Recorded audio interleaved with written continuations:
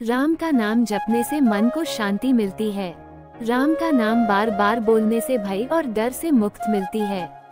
बूढ़े बुजुर्गों की कहावत है कि राम के नाम के पत्थर तैरते हैं, क्योंकि सच में राम के नाम के पत्थर पानी में तैरे हैं, इसलिए राम के नाम में बहुत ताकत है।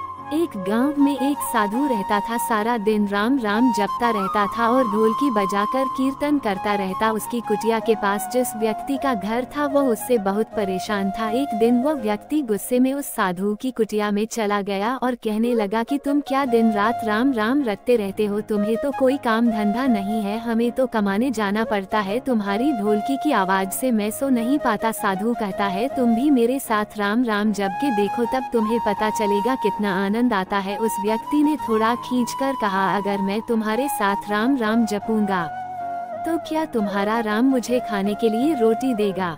साधु कहने लगा कि मुझे तो राम नाम की लगन लगी है, मुझे तो राम जी की कृपा से हर रोज भोजन मिल ही जाता है। तुम भी राम राम जप के देख लो, मुझे भरोसा है भगवान तुझे खाने को जरूर देगा। वह आदमी साधु को चुनौती देता है कि मैं तुम्हारे साथ आज राम राम का भजन करता हूँ। अगर तुम्हारे राम ने मुझे रोटी खिला दी तो सारी उम्र राम की भक्ति में लगा दूंगा, अगर नहीं खिलाई तो तुम ढोलकी बजाना बंद कर दोगे। साधु कहता है कि मैंने तो निष्काम भाव से प्रभु राम की भक्ति की है, लेकिन फिर भी मुझे तुम्हारी चुनौती मंजूर है। वो व्यक्ति साधु के साथ बैठकर राम राम का जाप करता है और मन में निश्चय करता है कि चाहे कुछ हो जाए मैं आज भोजन नहीं करूंगा, देखता हूँ इसका राम मुझे कैसे भोजन कराता है। राम राम का भजन करने के बाद वह सोचता है कि अगर अब मैं घर जाता हूँ तो मेरी माँ और बीवी मुझे खाने को कहेंगे और मुझे रोटी खानी पड़ सकती है, लेकिन मुझे साधु को चुनौती में हराना है। इसलिए वह घर जाने की बजाय गाँव के पास के जंगल में चला जाता है। जंगल में एक पेड़ पर चढ़कर बैठ जाता है। वह सोचता है कि मैं सारा दिन इस पेड़ से उतरूंगा ही नहीं, अन्न का दाना भी नहीं खाऊंगा, इस तरह मैं साधु को हरा दूंगा और उसका ढोलकी बजाना बंद हो जाएगा। कुछ देर बाद उस जंगल से एक बंजारों की टोली गुजरती है। उन्हें भूख लगी होती है तो बंजारों का सरदार कहता है कि आग जलाकर यहीं पर खाना बना लो, अब खाना खाकर ही आगे बढ़ेंगे। खाना बनकर तैयार हो जाता है। बंजारे खाना खाने ही वाले होते हैं। इतनी देर में बंजारों को सूचना मिलती है कि पीछे से डाकू आ रहे हैं। बंजारों का सरदार कहता है कि हमें यहाँ से चले जाना चाहिए, डाकू हमारा सब कुछ लूट सकते हैं। वे बंजारे खाना वहीं पर छोड़कर चले जाते हैं। वह आदमी पेड़ पर चढ़ा सब कुछ देख रहा था। कुछ समय बाद डाकू वहाँ पहुँच जाते हैं। भोजन को देखकर डाकू कहते हैं कि खुशबू तो बहुत अच्छी आ रही है, लेकिन ये भोजन किसने बनाया